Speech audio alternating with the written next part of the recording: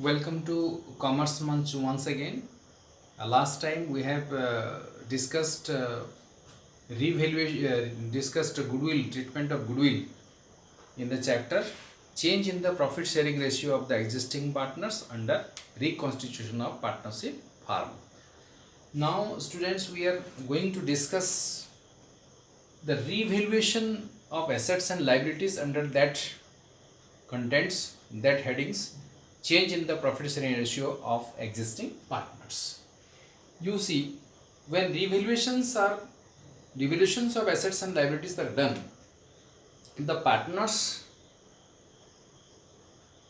may take any one of the two decisions. You can see whether they are going to record the new values of the assets and liabilities in the books of accounts, in the new balance sheet, that means, or not to record the new values in the books of accounts, that is in the new balance sheet. So here the first one, you know that revaluation account formally, the way you prepare under admission, that method will be treated and the new values of the assets and liabilities will be reflected in the new values. But under the second option, that is not to record the revised values, in that case what you have to do, you have to find out the net effect and only one adjustment entry will be prepared for the entire, that is assets and liabilities changes, or you can say value of the assets and liability changes. You can see, and we have divided it into four, that is steps, that how to come to the conclusion, come to the adjustment entry. Number one, calculation of the net effect of revaluation. First one, that means you will compare the assets and liabilities. The increase in assets you are crediting in the revaluation accounts, debiting the assets and crediting the revaluation account.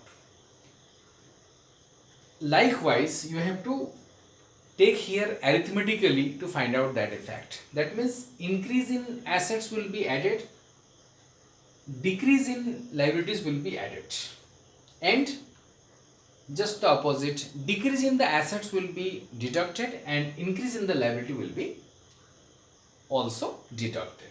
Now you see, calculation of the net effect, in that way you will do. Then calculation of the gaining and sacrificing ratio, as usual, that also you know, gaining ratio, how to calculate the gaining ratio and how to calculate the new ratios, that you know that, and that we shall deal it. And the third one is calculation of the proportionate amount of the net effect of the revaluation.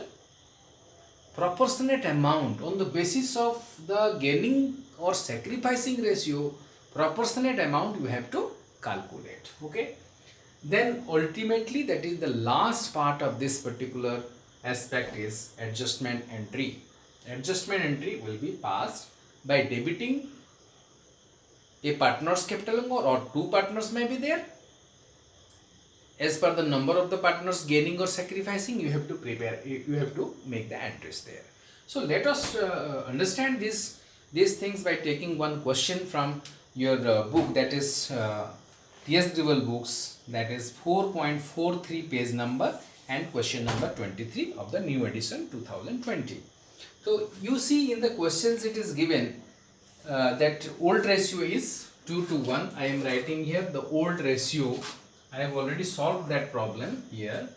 Old ratio is, that is 2 is to 2 is to 1, and the new one is, that is 5:3:2, A, B and C, and the new ratio is 5:3 and 2. Okay, then they decided to change the proportion ratio. This is the new ratio, and they decided not to change the value of the assets and liabilities in the books of accounts.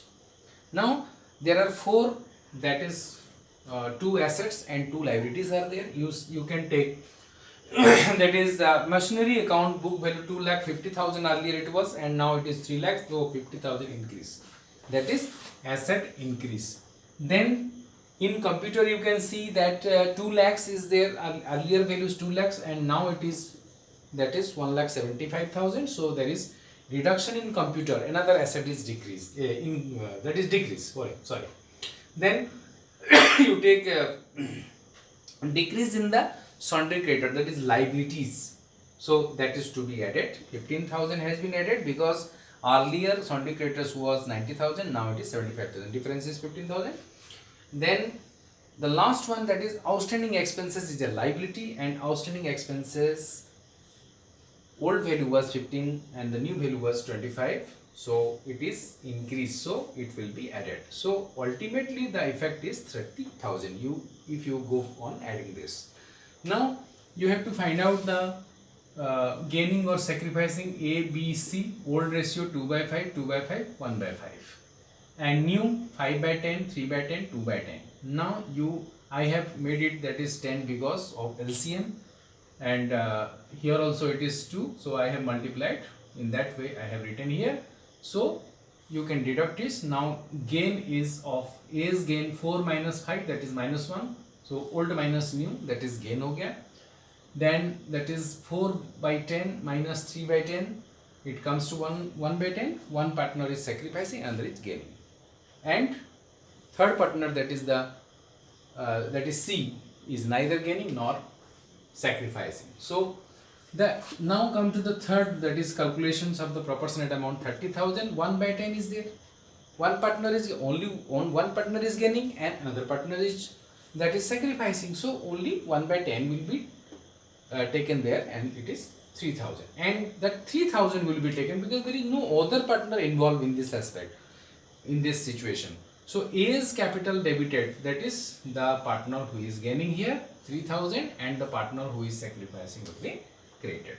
This is all about the concept of not to record the revised values of the assets and liability in case of new balance sheet, and in case of change in the profit sharing ratios of existing partners. Okay, thank you very much.